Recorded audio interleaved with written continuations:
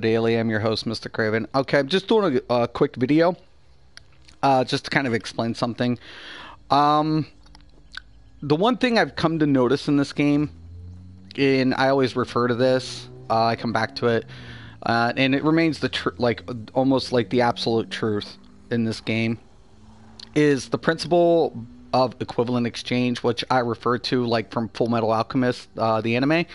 So if anybody's familiar with Full Metal Alchemist, the anime, they talk about they're alchemists, and they talk about the law and the principle of equivalent exchange, right? Equivalent exchange in the anime is to gain, you have to give something up of equivalent value in order to gain, right? So in this game, it's kind of the principle, because somebody made one of my long-term subs made a really good point, and it's like, well, why wouldn't you use this ability because you're using that set?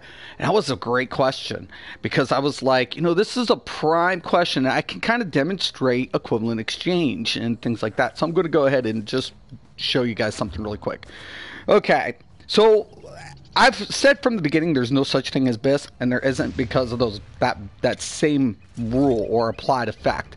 So I'm going with this build slice, I'm using the Sword Dancer set. Now that's kind of interesting because it deals 400 and it adds 434 weapon damage to my dual wield abilities, right? And the viewer was like, why wouldn't you use Rend? It's a good question because I'm using the set. So, and I typically like, it's a good ability, but here's why I don't slot it. Okay, so very simple here. For example, rending slashes, 2802 physical damage on tooltip, right? So when I go ahead and I put the Fighter's Guild ability on for its ultimate, right? And I go and I slot it. Now I'm dealing 2904. Okay, so I'm getting that bump, not to just one ability, but all my abilities because of its while it's slotted, increased weapon damage by 5%, and then you're getting that Slayer, right, which is an additional 3%. That's also why I always maintain the Evil Hunter and the Rearming Trap on the same bar, because then I'm getting 6%, right, boost to my abilities because of the weapon damage.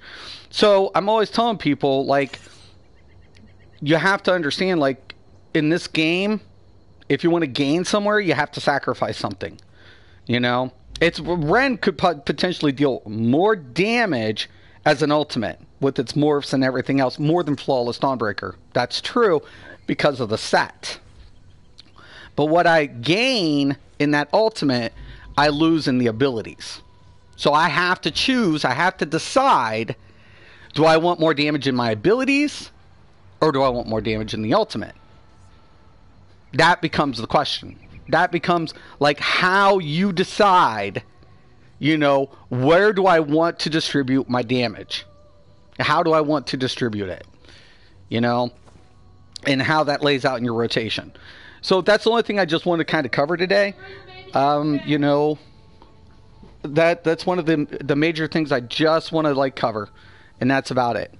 But if anybody has any questions, comments, just please post below. I do want to thank everybody. I want to thank my viewer for kind of giving me the idea to do this video. So thank you once again, Mysticraven, ESO Daily. Once again and always, have a nice day.